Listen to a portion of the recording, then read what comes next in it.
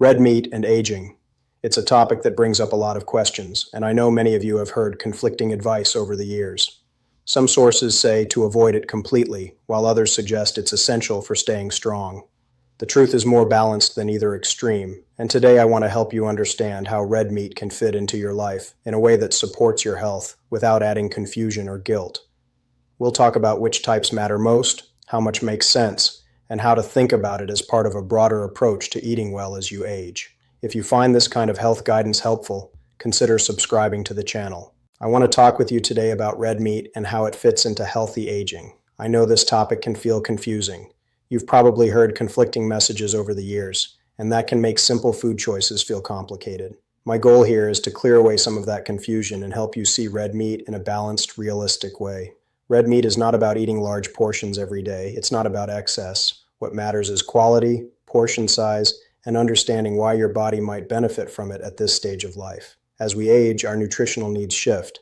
Protein becomes more important for maintaining muscle. Certain vitamins and minerals become harder to absorb, and some nutrients become essential for keeping your energy steady, your immune system strong, and your body functioning well. I'm not here to tell you that red meat is required or that it's the only answer, but I do want you to understand that it can be part of a thoughtful, varied diet that supports your independence and your long-term strength. This is not about dieting. This is not about restriction. This is about making informed choices that align with how your body works now, not how it worked 20 or 30 years ago. Food should not bring guilt or fear. It should support you.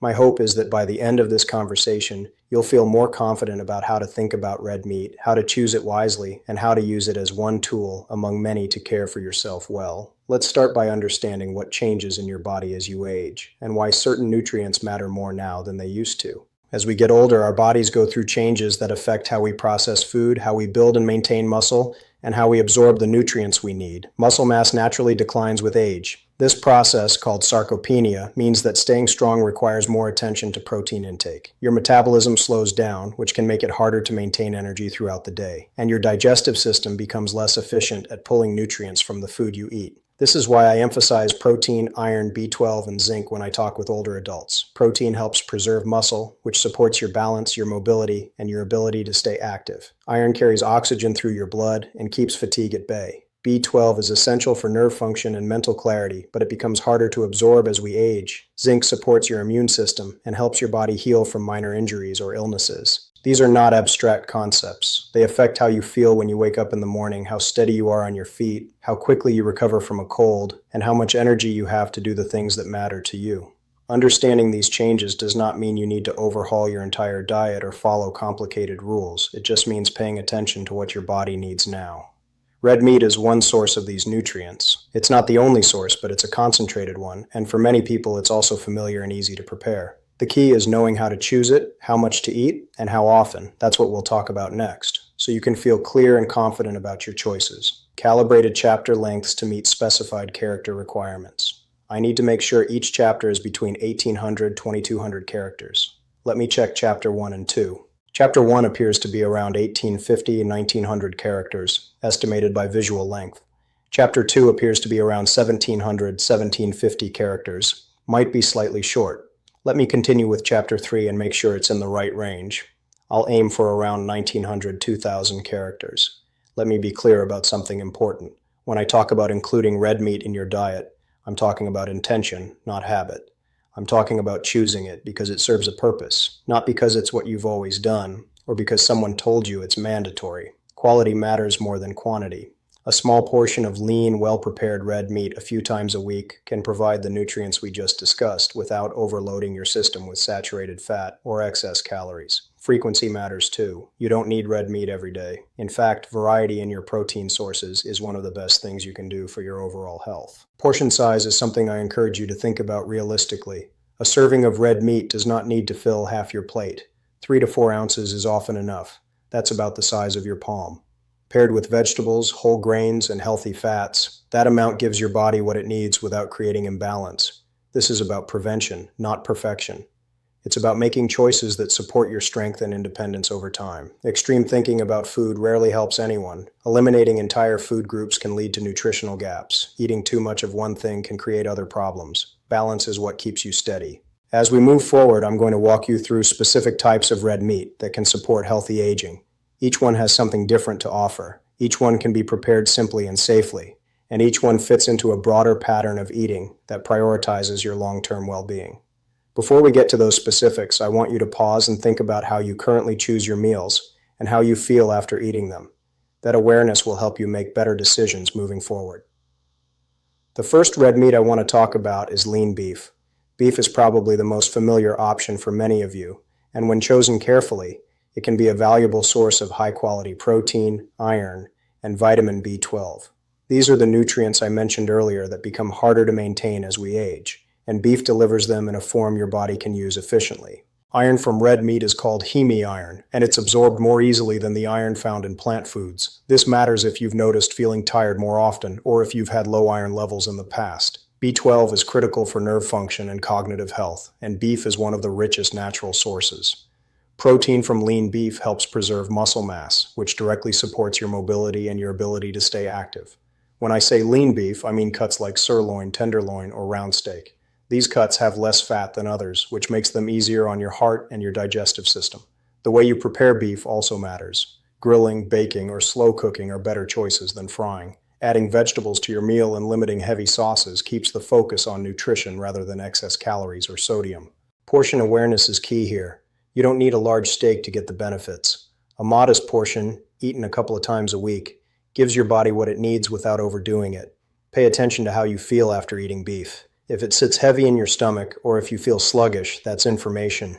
It might mean the portion was too large, or that your body does better with smaller amounts. Lean beef is not the only red meat option, and it's not the best option for everyone. But it's a good place to start if you're looking for something practical, accessible, and nutrient-dense. Next, I'll talk about another red meat that offers different strengths. The second red meat I want to introduce is lamb. Lamb is less common in many diets, but it's worth considering because it offers some unique benefits, especially when it comes to zinc and overall digestibility. Zinc is one of those nutrients that quietly supports many functions in your body. It strengthens your immune system, helps wounds heal, and plays a role in maintaining your sense of taste and smell. As we age, zinc deficiency becomes more common, and that can leave you more vulnerable to infections and slower to recover from illness. Lamb is naturally rich in zinc, more so than many other meats. It also provides high-quality protein and B vitamins, which support energy and cellular health. For some people, lamb is easier to digest than beef, particularly if you choose leaner cuts and prepare them simply. Lamb does have a distinct flavor, and I understand it's not for everyone. But if you've never tried it, or if you haven't had it in years, this might be a good time to give it another look. Cuts like lamb loin or leg are leaner options. Roasting or grilling brings out the flavor without adding unnecessary fat. Pairing lamb with vegetables and herbs makes it feel like a complete, satisfying meal.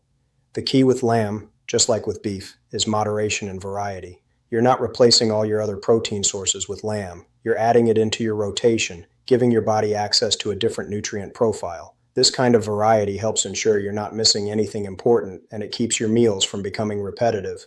If you're curious about trying something beyond the usual beef or chicken, lamb is a solid choice. It's nutrient-dense, flavorful, and when chosen and prepared well, it fits comfortably into a balanced approach to eating. Next, I'll talk about a red meat option that might feel less familiar, but offers some real advantages for those looking to keep things lean and nutrient-rich.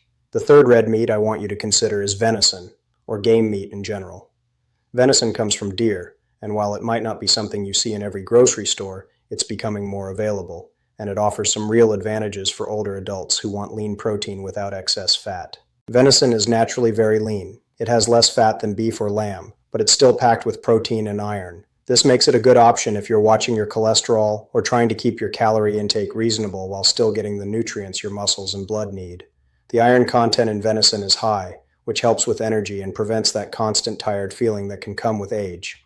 Game meat also tends to come from animals that lived more active lives, which often means the meat itself is denser in nutrients. If you have access to venison through hunting, or if you can find it at a local market or specialty store, it's worth trying. The flavor is a bit stronger than beef, but it's not unpleasant. It just takes a little getting used to. Preparation matters with venison because it's so lean. Overcooking it can make it tough. Slow cooking, braising, or marinating before grilling are good methods. You don't need fancy recipes. Simple seasoning and a careful cooking process are enough. I bring up venison not because I think everyone should go out and find it tomorrow, but because I want you to know that there are options beyond the standard choices. Trying new foods safely and thoughtfully is part of staying curious about your health. If venison isn't available or doesn't appeal to you, that's fine. But if it is, it's a lean, nutrient-rich option that fits well into a balanced approach to eating. Now let's talk about a type of red meat that often gets overlooked, but can be incredibly powerful when used correctly. The fourth option I want to discuss is organ meats, particularly liver. I know this is where some of you might feel hesitant, and I understand that. Organ meats are not part of most modern diets, and they can feel unfamiliar or even unappetizing. But I want you to hear me out, because liver is one of the most nutrient-dense foods available, especially for older adults. Liver is extraordinarily rich in vitamin A, which supports vision, immune function, and skin health. It's also packed with B12, iron, and folate. These are nutrients that many seniors struggle to get enough of, and liver delivers them in concentrated amounts. A small portion of liver once or twice a month can fill nutritional gaps that would be hard to address any other way. The key word here is small. You do not need to eat liver often, and you should not eat large portions.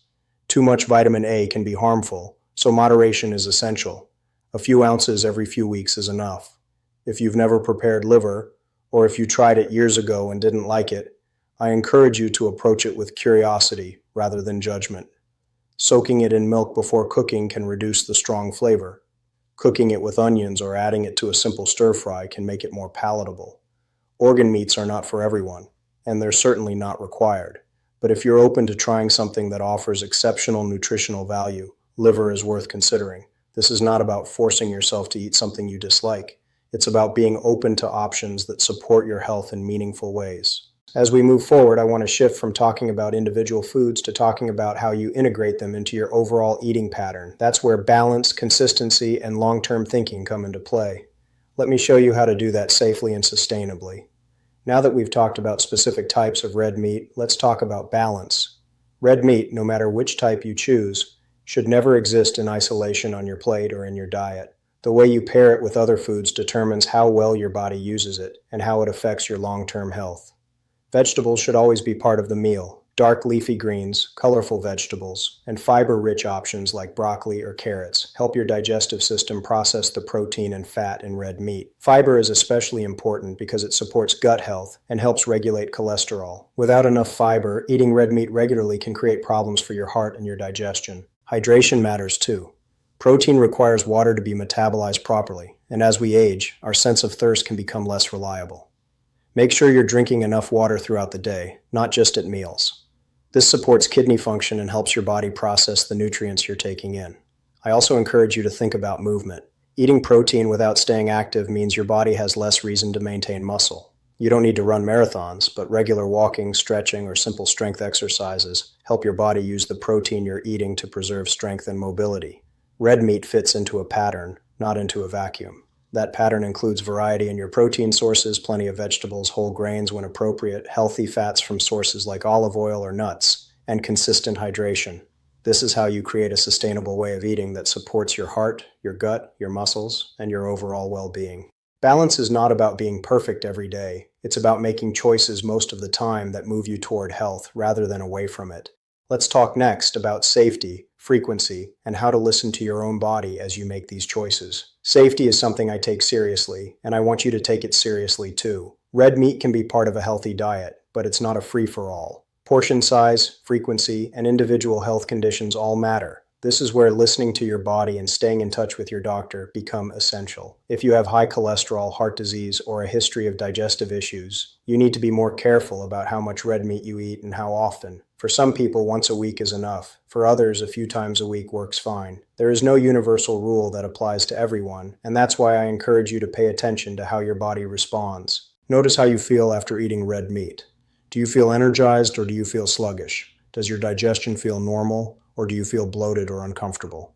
These signals matter. They tell you whether what you're doing is working for you. If something feels off, adjust. Try smaller portions, less frequent meals, or different cooking methods. Red meat is not a daily requirement. It's one option among many for getting the protein and nutrients your body needs. Chicken, fish, eggs, legumes, and dairy all offer protein and other valuable nutrients. Variety protects you from overdoing any single food and ensures you're getting a broad range of what your body needs. I also want to remind you that regular checkups with your healthcare provider are part of this process. Blood work can tell you if your iron levels are adequate, if your cholesterol is in a healthy range, and if there are any other concerns that should guide your food choices. This is not about fear. This is about staying informed and making decisions based on real information about your own body.